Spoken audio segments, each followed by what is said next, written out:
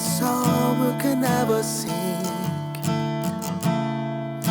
Worry or the praise we can never bring. Worry or every breath we can never breathe. We live for you.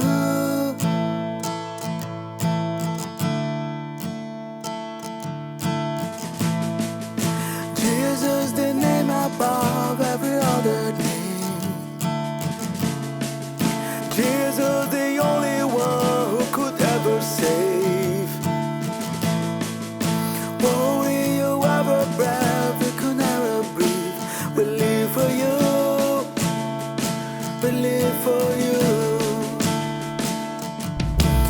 Holy, there is no one like you. There is no beside you.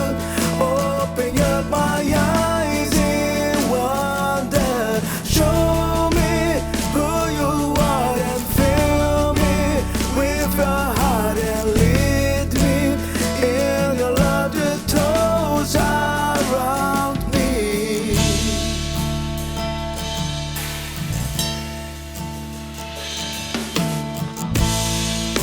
Jesus, the name above every other name. Jesus, the only one who could ever save. Only you ever breath, we can never breathe. You live for you. We live for you. Holy, there is no one like you. There is no beside you. Open up my eyes and wonder. Show me who you are and fill me with your heart and lead me in the love that toes around me. I will build my life upon your love. It is a firm foundation. I will put my trust in your alone, and I will not be shaken. I will build my life upon your love. It is a firm foundation. I will put my trust in you alone, and I will not be shaken. Holy, there is no one like you. There is no beside you. Open up my eyes in wonder. Show me who you are and fill me with your heart and lead me in the love that toes around me.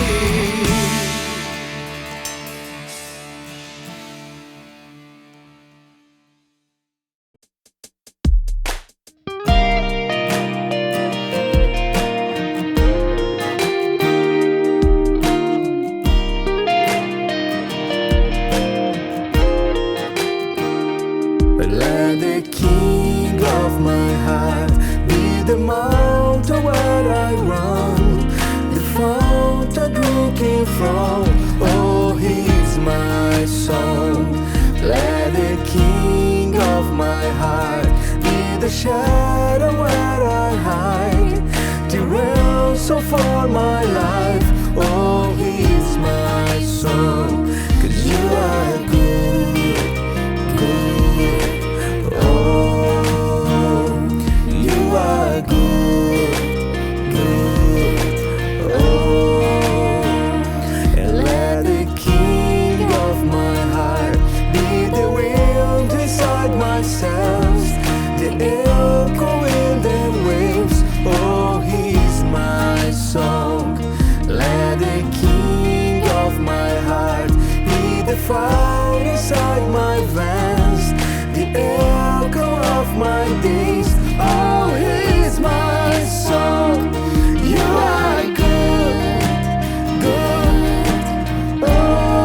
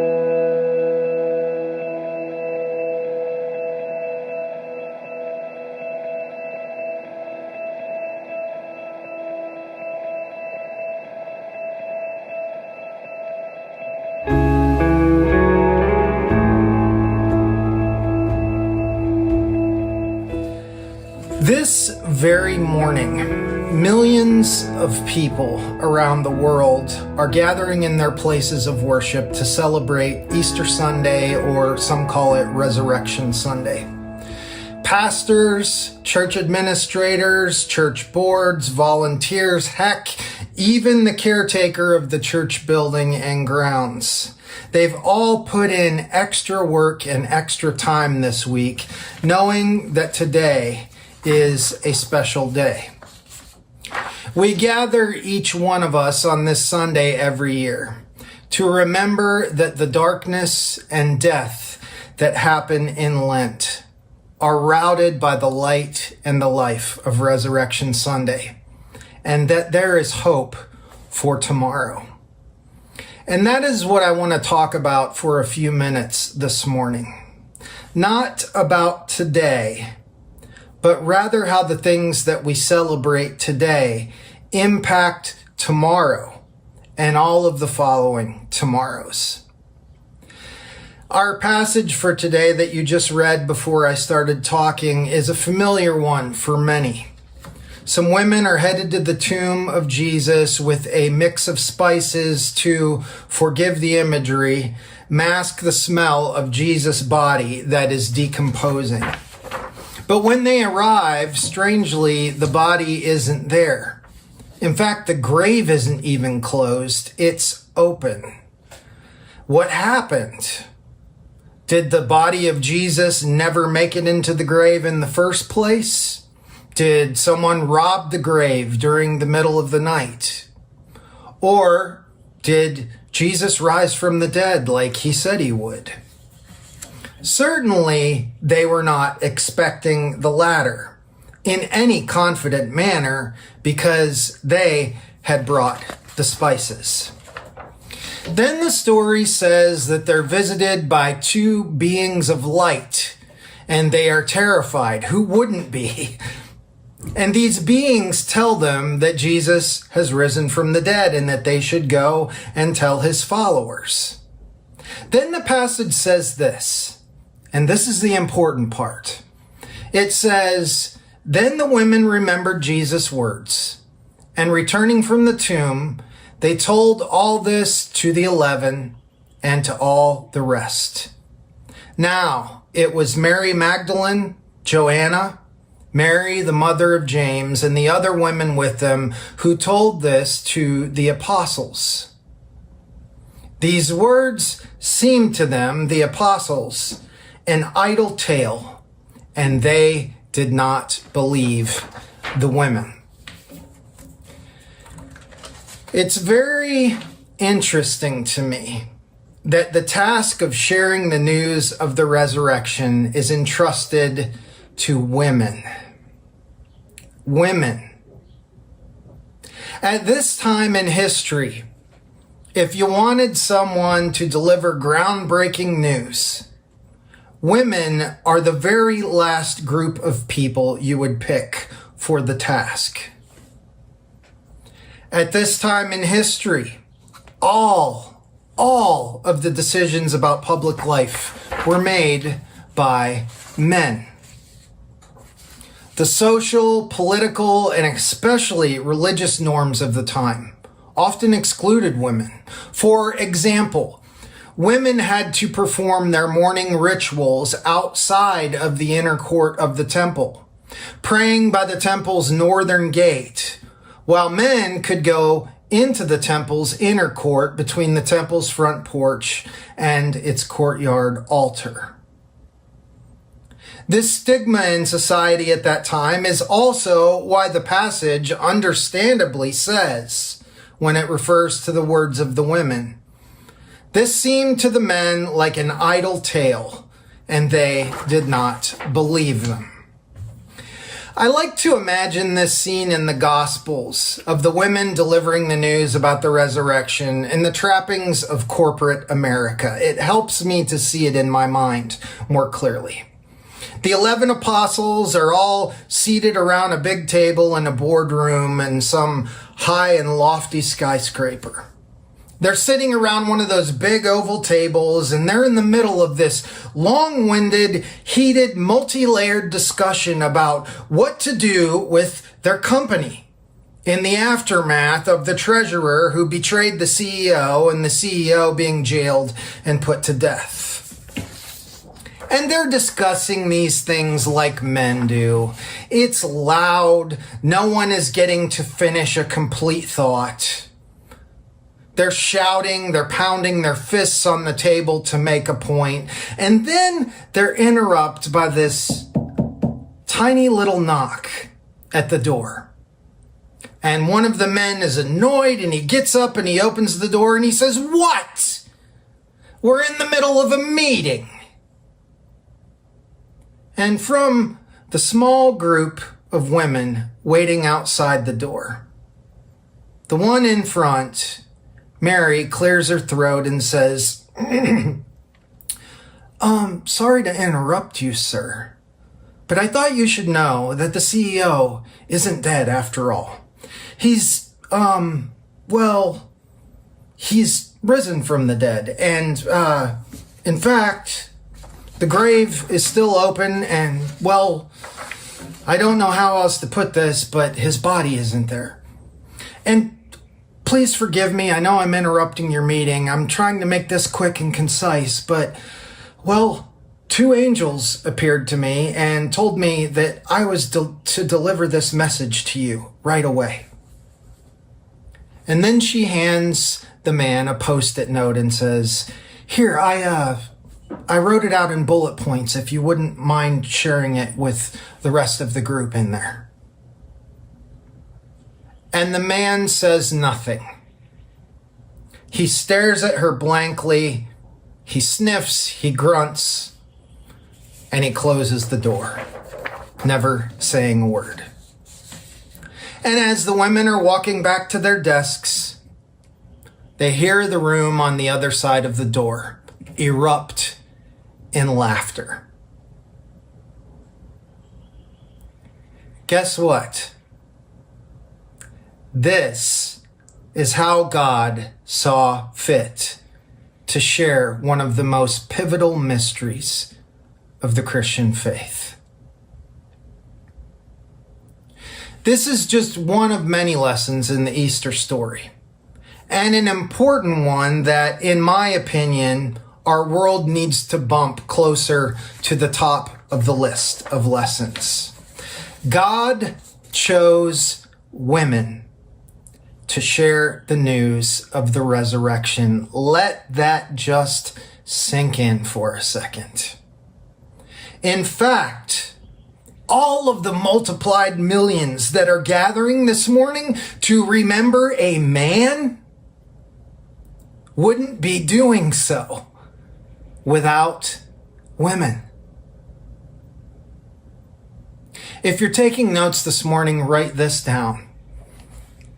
In remembering the resurrection, remember to remember its messengers. Again, in remembering the resurrection, remember to remember its messengers. I said earlier that I wanted to talk about tomorrow. Tomorrow we go back to faith as usual, Monday morning faith, I like to call it. Will the celebrations of today sit simply in some happy place in your heart until Easter next year? Or will the resurrection and how we all found out about it cause us to model a faith that aspires to imitate that in daily life? If you're watching this morning and you're the head of a team or a department or even a company, what the resurrection might mean for you this year is that the next time you're in a meeting, look around that table where decisions are being made. Who is sitting in those seats? Are they all white? Are they all male? Are there any people of a different color or a different gender? Are they all wealthy?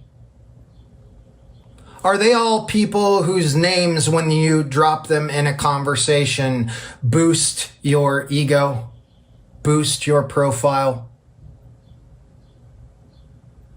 Would anyone sitting at that table challenge you if you brought up an idea that only catered to white, male, middle, upper class America?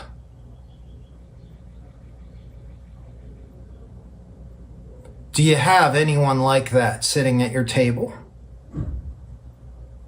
If not, you need to start making some more room at your table.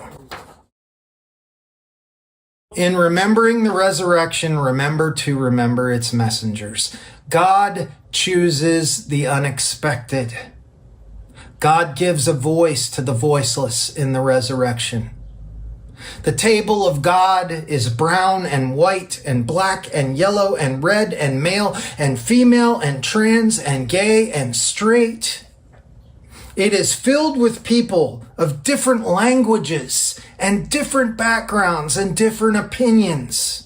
The rich, the poor, the loud, the quiet, the pessimistic, the optimistic, the introverted, the extroverted.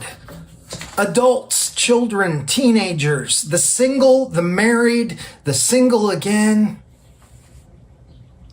Europeans, South Americans, North Americans, Native Americans, Africans, East Indians, the Chinese, the Vietnamese, the Japanese, the Koreans. You name it. That's who God wants at the table, to go out and to deliver God's news. The God of the resurrection wants a table that is so diverse that it reflects the entire world. Not just the parts of the world that you resonate with or that are profitable to you and your agenda. Now, will you go into tomorrow and live in such a way that you are in every thought, in every word, and in every deed, nudging your own circles of influence closer to a table that looks like that? If so, that is resurrection. That is Easter. So go out and do it. Disrupt the norms of this world. Take it with you into tomorrow.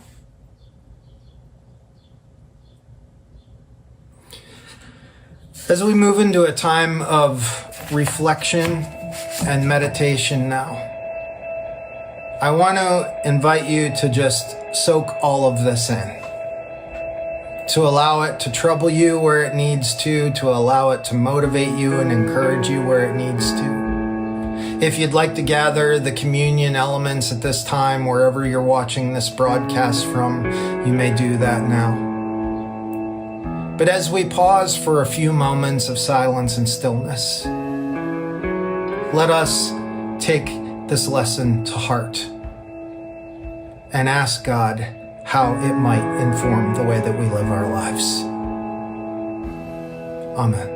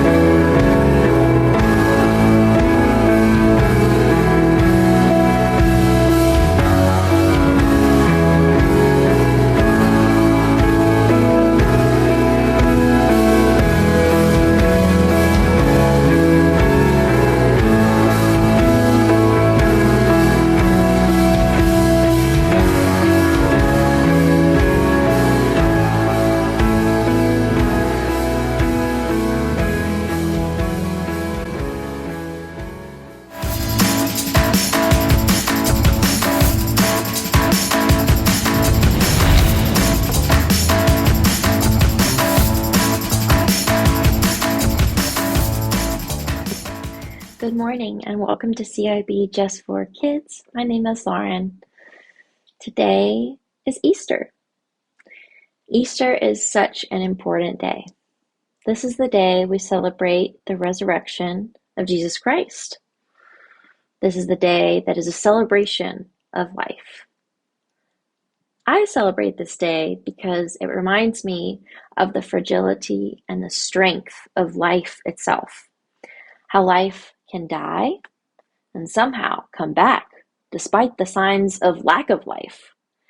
At this time of year, fragile flowers are bursting open with life, just after having been frozen cold and lifeless. Trees are growing back their leaves, showing strength and resilience in our presence. We get to see so much beauty and love of life unfolding around us. And that is what reminds me of God, of this greater sense of wonder about the world. We are here to live and be born again and again and again. So just as the spring rejuvenates our plants and flowers and trees each year, so do our very own souls. With growth, there is love. Because without rain, how would we have flowers? With growth, there is love, and with love, there is always God, Source, the life and love of Jesus, whatever you want to call it. A renewed sense of life and love is there for you and for me and for everyone. Now I'd like for you to take this time to try to think about what I said, let it seep in a little bit, and make sure that you're sitting in a comfortable position with your head over your heart and your heart over your hips. Now is the time for our peaceful moment. I have our singing bowl. Feel free to close your eyes and take as many deep, deep breaths as you like.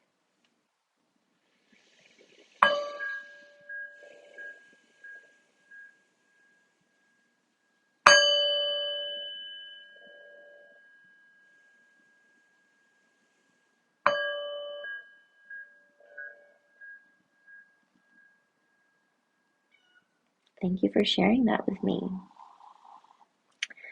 And finally, I have a little activity for you to enjoy. This is a color by code. There's a little bit of math involved, so you can add up these numbers and figure out which color goes with which little place that you're supposed to color in. So I hope you enjoy this activity. I hope that you enjoyed my little thoughts on Easter, and I hope you enjoy this wonderful day. Thanks for watching. See you next time.